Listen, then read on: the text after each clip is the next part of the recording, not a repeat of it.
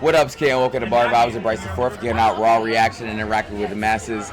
No subject is safe. You hear the people and the noises, but that's the point, because without the people, what's the point? Embrace some vibrations. Also, gotta hook you up with my fucking sponsors. Just hanging around, really hungry, but you don't know what to do. Oh, try a menu. You just open it up, pick out something, and eat. Menus brought to you by restaurants and shit. And we're back. We're at the Quoin, which is crazy. I told you guys that I would try to do something different. This is the most different I can get you. We're in a rooftop bar in Wilmington, Delaware. Shout out to DE. Wilmington, listen, I postponed it. I was like, maybe not, maybe no. We're at the Quoin, Quoin, Quoin. Wonderful, wonderful, wonderful place. Rooftop bar. I'm with some very, very, very good people, and we're just up here having a good time. So let's get into it. As far as football goes, Eagles, they're being very quiet about what they're gonna do with their picks, and I'm okay with that. I mean, you get 2 in the first, so then you have to understand that you have a lot of capital, right? Do not take Bijan Robinson at 10. I get it. He's very talented, and the offense would be awesome with him in it. But 10? No. If you said okay, you told me Bijan Robinson was gonna be LT. LaDainian Tomlinson? Oh yeah, take him at 10. That's a steal. But you don't know that. Hindsight's 2020, I get it. But at the end of the day, you don't know. So I don't like that. And I hear a lot of people saying to do that. You hear the people in the noises, you get it. And they may trade back, so say Bijan's there at 10 and somebody else behind you wants him badly, then that's draft capital. Gotta get it.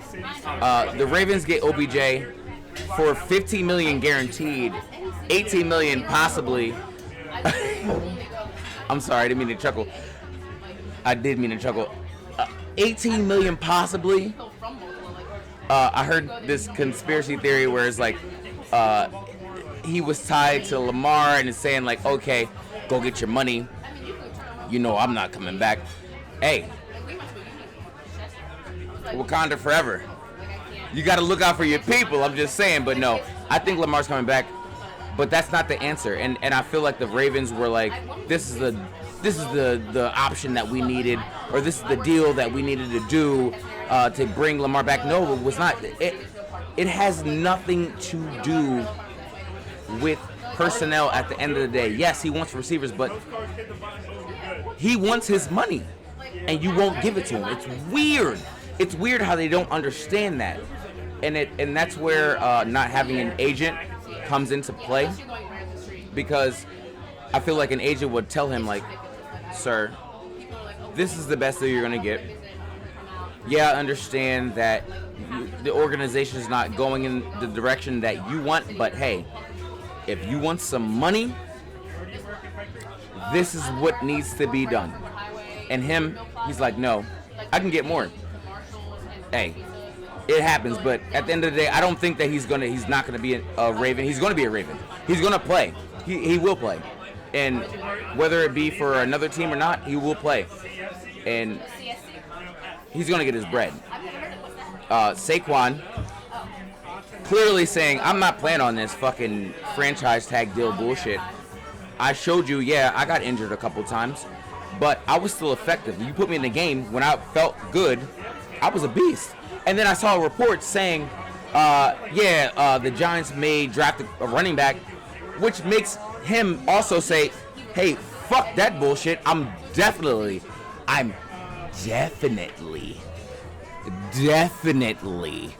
not playing on your franchise tag when you say you can replace me, please. He could literally go someplace else and get $8-9 million. Easy. Come on, man. Miles Sanders, his backup at Penn State, got what? 2 years, 3 years, like $14 million. Don't quote me on that number. I've been drinking today, so blah, blah, blah, blah. But more than enough. You think that he can't get that money? You're dumb. But the biggest offseason thing here, and I hate to talk about it because it's fucking Aaron Rodgers. The Packers say we want a second and a guaranteed first next year. So, because, all right, scenario, right? Aaron Rodgers plays a year. They go to the playoffs, say they make the conference finals, and they lose, and then Aaron Rodgers is like, I'm done. What do they get out of that? Nothing. Absolutely nothing, especially on the fact that they don't know what Jordan Love's going to do. Have no idea. No clue. And so we need at least something to make up for that. Jordan Love started one fucking game in 4 years. So they don't know what he's going to do. You're walking into the situation blind. I think that's a good deal. Asking for a Hall of Fame quarterback who could play 2 or 3 years again. This man, liar, deceitful, don't know. You have no idea. And so we'll see. So, that's football. Basketball, playing games. And a lot of people do. A lot of people feel like the Lakers are prepared for a run. LeBron doesn't look hurt, but he looks gassed. But also, the man's 38. He's played for 20 years. Why would you not be gassed playing 30 minutes a game?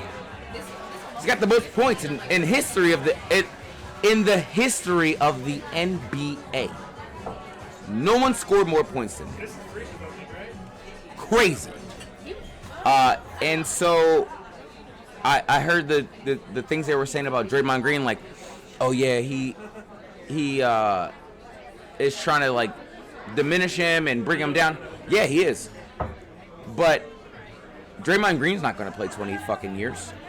I would love to see Draymond Green in 20 years. He wouldn't sniff, wouldn't even sniff what the fuck LeBron's doing right now. I guarantee you that. So that's that. But you get AD.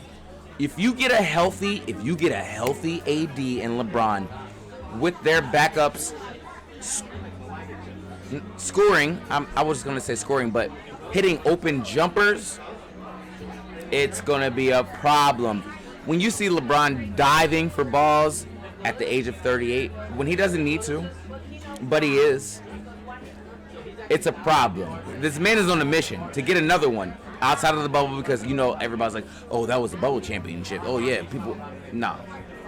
He wants another one, and I respect that 1,000%. Dylan Brooks was like, yeah, I would like to see LeBron in a 7-game series. Nigga, you ain't making it to 7 games. Listen, they got him in 5. 5. Put that on my heart. They got him in 5. You gave them bulletin board material. Dylan Brooks, you told LeBron, yeah, I want to see you in 7. Please. I don't know if you ever seen Men in Black. The first one, if you go back and watch it, the roach dude came out with a gun, and then he reached into his pocket. Please. Listen, you got a gun, I got a gun. What are we doing here? Whose gun is better? It's LeBron's gun's better, pause. For people who are fucking weird. I know, yeah. Exactly. Celtics and Sixers should handle the Hawks and Nets. Celtics, Hawks, Sixers, Nets. Sixers get a much needed rest, much as they've been doing all season. I know that both Harden and Embiid are like, damn, we needed this. Not a couple days, almost a week, where we could just chill. We don't need to, we can practice a little bit, but that's fine. Who cares? And then also Celtics, Jalen, this man said he lacerated his hand on a broken vase. I could pick up a broken vase blindfolded and not cut myself. So obviously something else weird happened there. Music here is fine. I know you guys can hear it. Yeah, music here is dope. But that's easy. That's easy money. The Heat, they're in trouble. They got out-rebounded by 24. Clint Capella, one man, out offensively rebounded an entire team. Clint Capella, one man, out-rebounded an entire team on the O boards. You're not making it far in the playoffs if you cannot get boards, because you're going to miss shots. That's just how basketball works. Duh. And so no, I know that he have another one. They're not making it out, and it sucks to say because they fought hard, and Jimmy Buckets, wish he was still on the goddamn team. Fuck you, Ben Simmons. He's doing his best, but sometimes your best is not enough when it's a team sport. It's not golf, it's not tennis, it's not ping pong, it's not miniature golf.